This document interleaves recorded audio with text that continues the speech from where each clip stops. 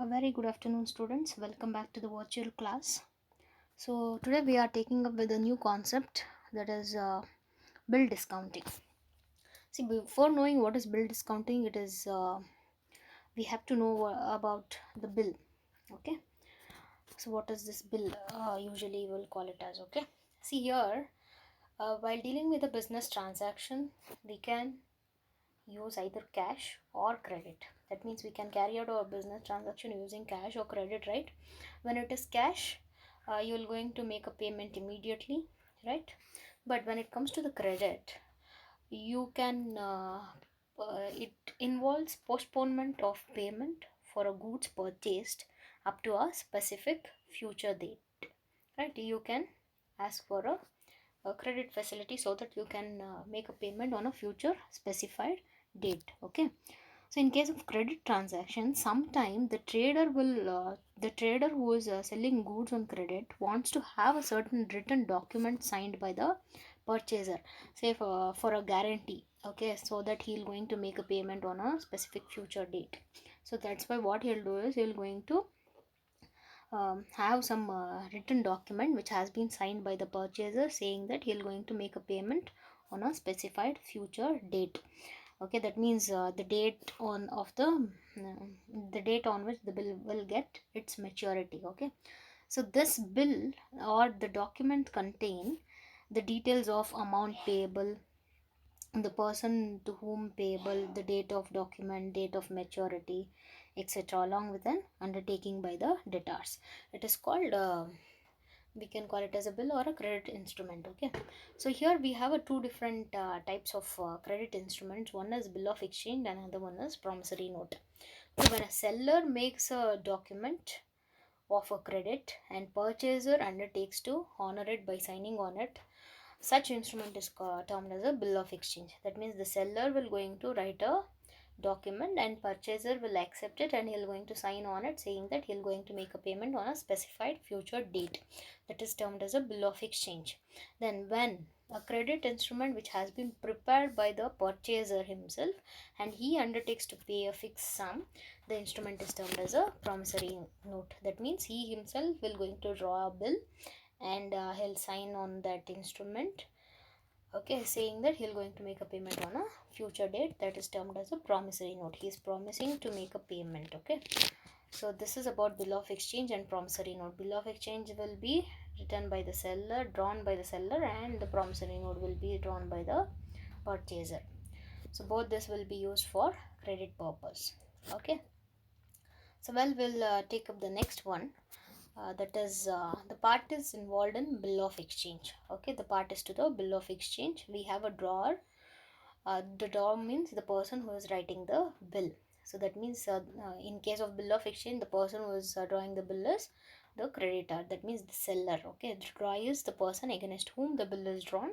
So against whom means on purchaser, right? So drawee will be the purchaser. Acceptor is the purchaser has to accept saying that he'll going to make a payment on a future date. So that's why here acceptor and drawee will be the same person when it comes to bill of exchange.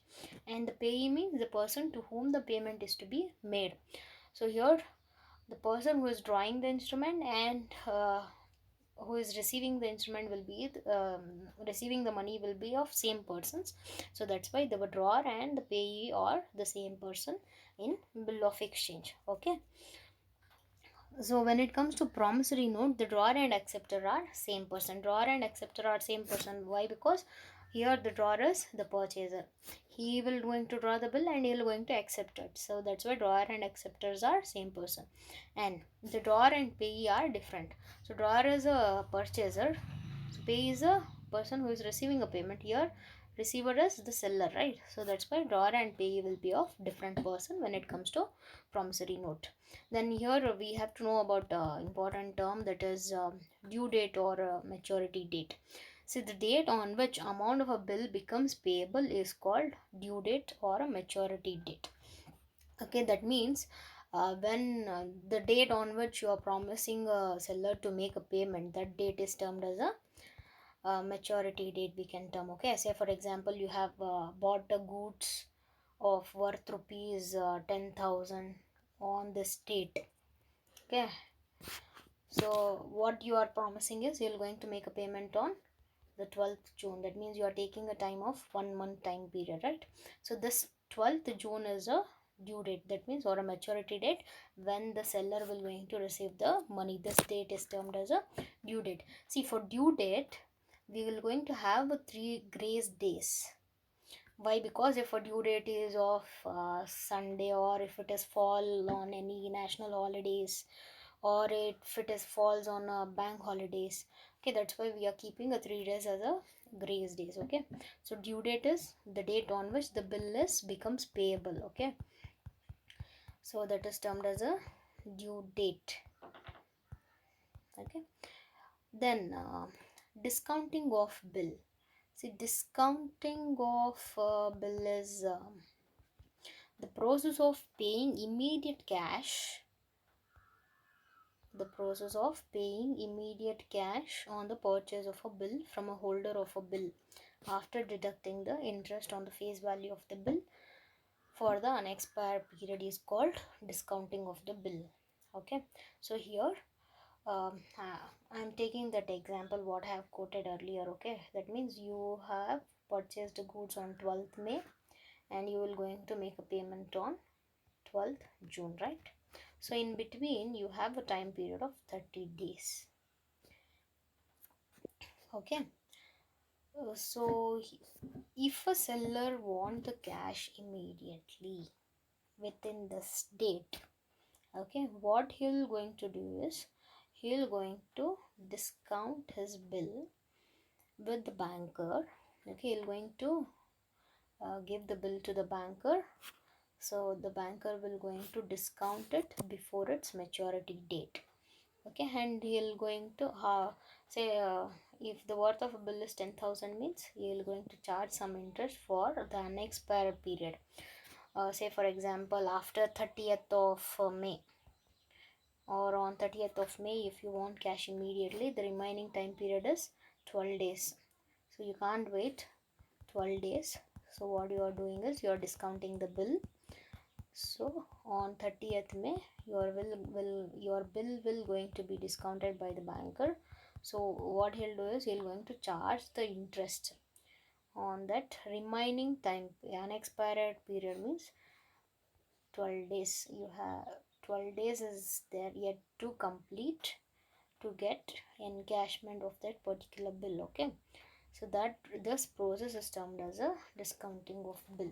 That before its maturity you are receiving the money, that is termed as the discounting of bill.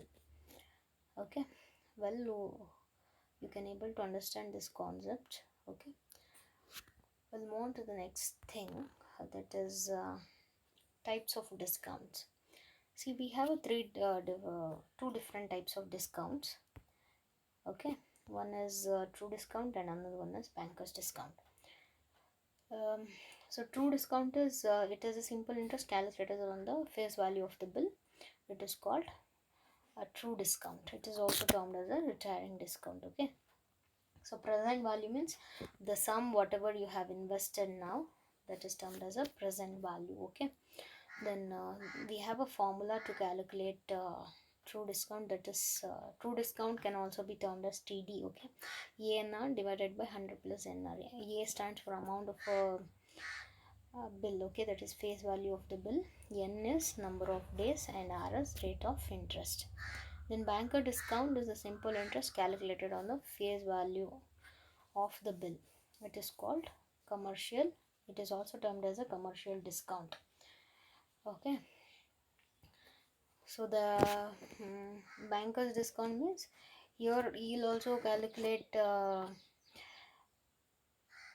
discount on the face value of the bill. That means that will occur over time. Now the face value means the sum which will occur over time. That means, say, so as I told you, 10,000 worth of the bill, if you are discounting your bill at the time of maturity or on the date of maturity, you are receiving 10,000 full amount, right? That is true discount. Your actual value you are receiving it back. when it comes to banker's discount, what he'll do is he'll going to discount your bill before meeting its maturity, right? So that means, say for example, the bill worth is 10,000. You're discounting your bill before completion of the maturity date. So there are 12 days is remaining, as I given the example earlier. So we'll take up that only. 12 days is remaining, right? So he'll going to charge interest for this 12 days. So he'll going to give you the money after deducting the interest. Money after deducting interest. So it is sum which is received after deducting the interest. Face value minus interest. So whatever the money you are receiving, that is termed as a banker's discount. Okay. So then we have one more thing, that is banker's gain. See, the excess of banker's discount over a true discount is termed as a banker's gain. We have two different formulas to calculate a banker's gain. One is uh, true banker's discount minus true discount. That means you will going to calculate the banker's discount and true discount, then you will calculate a banker's gain. You can directly calculate a banker's gain with this second formula. Okay, so this is all about bill discounting concept. Hope you can able to solve the sum based on this. Okay, thank you for watching the video. Have a great day. Thank you.